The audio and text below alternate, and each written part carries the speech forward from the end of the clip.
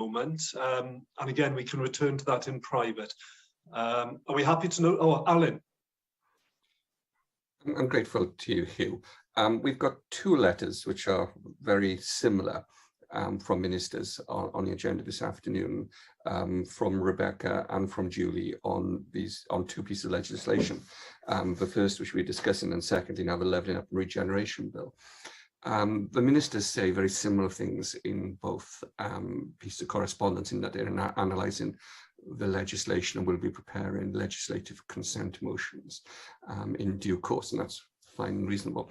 My interest is in the process of this, because these bills were, I believe, introduced as part of the Queen's speech and are seeking to deliver the UK government's policy in devolved areas.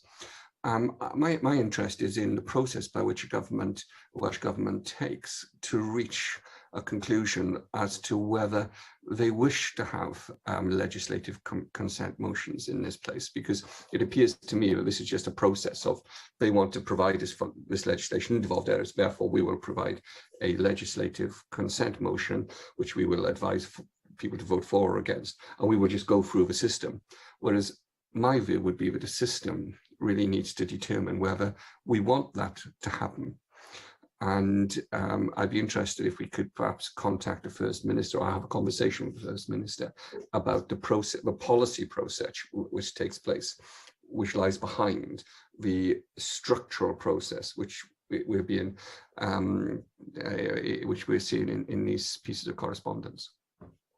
It's a very good point, and it does indeed, as Alan, as you say, relate to two items of correspondence we have, including the correspondence under item 3.2 from the Minister for Climate Change to the Llywodraeth in respect of the Levelling Up and Regeneration Bill. I think these are matters, Alan, definitely that we'd want to raise to the First Minister, and possibly in terms of the process with the Business Committee as well. It's something that we as a committee have engaged with extensively on how we improve this and get clarity from the government as to the whys and wherefores of their approach on each individual item that appears in front of us. This first year that we've been sitting within the Sixth Senedd has been quite instructive for us as a committee. Perhaps if we return to this in private session, Alan, and get in under the skin of this a little bit. But it's some good points there to put to air publicly here before we disappear behind the closed walls of the TV cameras.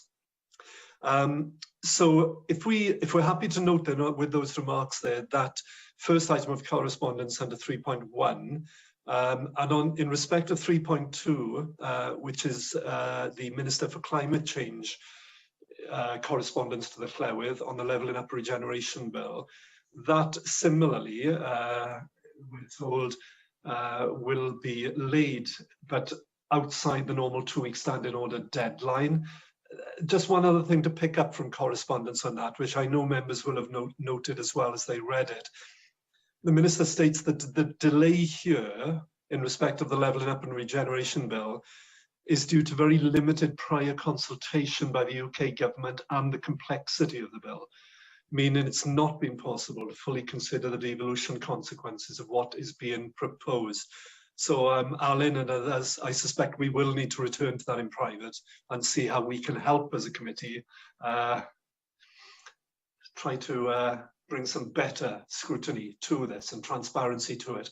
But if you're happy to note for now, we'll go on to item 3.3, correspondence from the Chair of the Procedure Committee in the House of Commons, the Right Honourable Karen Bradley MP, in which she thanks us for the discussions that we had on the 18th of May. And my thanks to colleagues here today, and of course Peter Fox as well, for joining us in those discussions with the Procedure Committee on their visit to the Senedd.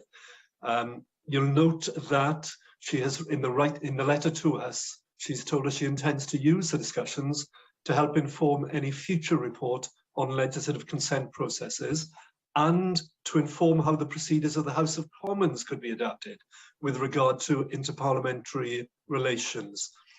I don't know if anybody wants in public to mention on this, but it's clear that the levels of engagement that we are having with the Procedure Committee and with other Commons and Lords committees are paying dividends.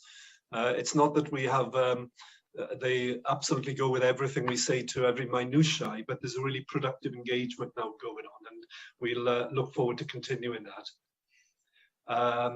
So noting that